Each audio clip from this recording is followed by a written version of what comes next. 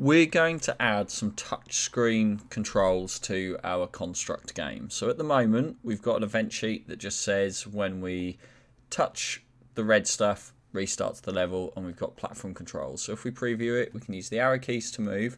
I've given the character the scroll to behavior as well, and the wraparound, just so we can keep playing with the game, and then when you hit it, it resets. The reason why I've given it the scroll to is because we're going to do something in a sec where, so if we go on behaviors there, platform, scroll to, wrap.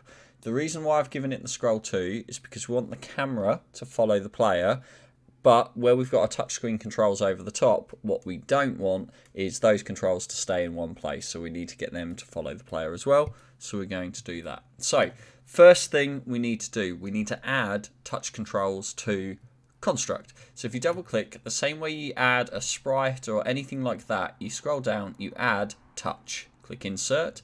Suddenly it's popped up here. The game now understands that touchscreen controls exist. So that is step one.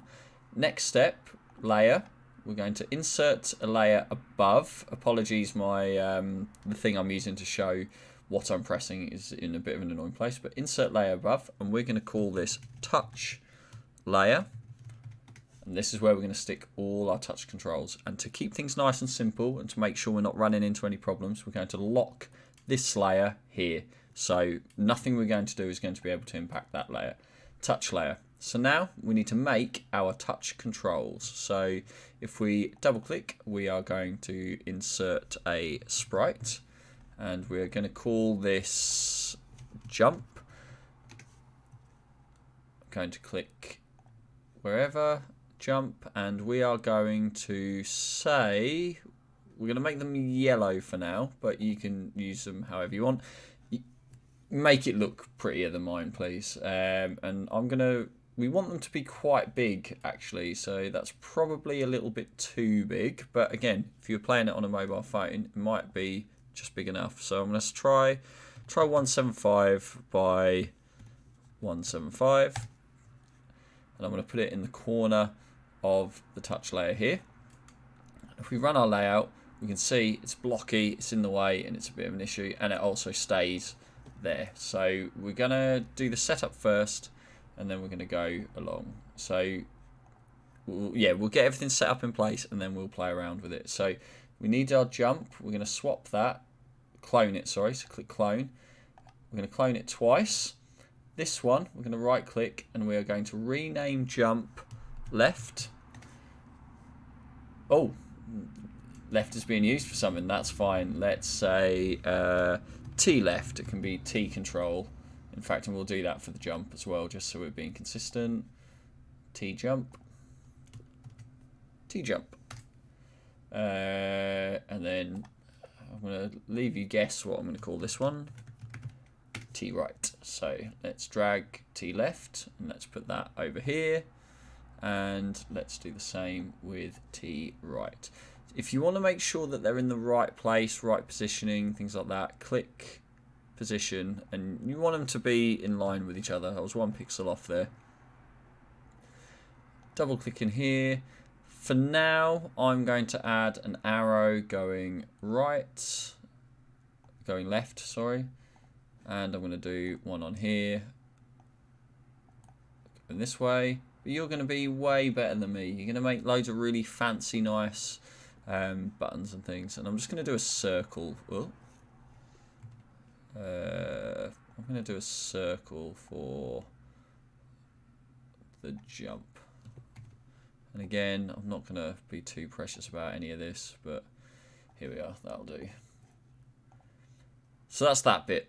We also need to do something with this layer so it follows along. So if we go touch layer, we can see we've got parallax there, 100% by 100%. Might do some more with parallax a little later, but for now, 0 by 0. And now it shouldn't move at all. So let's play it. Use our arrow key. Yeah, it's staying in the same place now, which is good. That's exactly what we want it to do. Now these buttons though, they're not doing anything yet. So now we need to tell it to do some stuff. So right click here and let's say, let's add a group. And this is a way of keeping things organized. And we're going to call this group touch controls. The event we're going to add is when we touch these objects, we're going to simulate a control for our platformer. So let's do jump. So jump on touch. We should have our touch options now. I'm being wrong, sorry. Touch, on tap object or touching object. So you play with these, but I'm going to say on tap object. So it's when we're touching an object. The object is going to be jump. Then add action. Go to our player, because that's the thing we want it to change. So if we touch the jump, then we want something to happen to our player. And what we want to happen is we want to simulate control, and we're going to simulate the jump. And now, if you run your layout, your mouse should simulate touching on the screen, and I'll cover something else in a sec to do that. But if you click, it now jumps. It does exactly what we need it to do. Purely as a challenge, I think it might be fun for you to pause and then try and do the left and right yourself.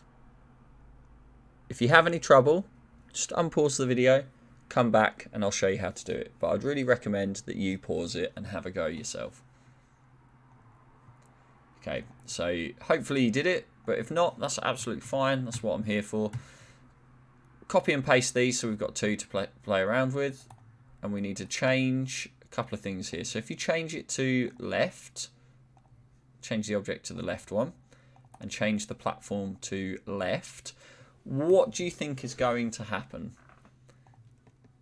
It works, but we want to be able to, when we hold it, it's simulating pressing left. Because at the moment, I can tap massively and it's edging along, but that doesn't really simulate moving in a video game. So double click on here, go back. We want on hold. Oh no, not on hold gesture, sorry. On is touching object, I believe. On hold over object or touch over object? Let's try on hold over object. Left. Done. Let's play. Nope, doesn't like that one. So let's double click. Let's go back. Let's try is touching object. Let's try that one. There we go. And now that's moving how we want it. So actually, we can delete this one. Click this one. Control C, Control V. Save, make things a bit easier. Right click, replace object. We're going to replace the left object with the right. And the simulation, we're going to press right. And now it should. We can jump. We can move left. We can move right. Our touch controls are now working. To make things a little bit prettier, we can go on these objects here. There's a few ways we can do it, actually, thinking about it. You can set the entire layer opacity, which would probably be good for being consistent if you just wanted your layer as touch control, but perhaps you might want your whole HUD on this layer, and perhaps you don't want the lives being transparent or anything. But you could go, I'm going to say 25%. Then it's not getting in the way. We can still see it's there. And it still works. I'd say 25% is about right. What you could do as well, depending on the type of game you make, if you imagine something like, I'm not sure off the top of my head, but some games, I think Crypt of the Necrodancer, that doesn't even show you the buttons because it's quite intuitive, and each button just takes up a quarter of the screen. So you could, if you imagine your game just had two controls, perhaps shoot and jump, you could have one half to shoot, one half to jump, and you just drag it across. But there you go. That's how you add touch controls to your game. Well done.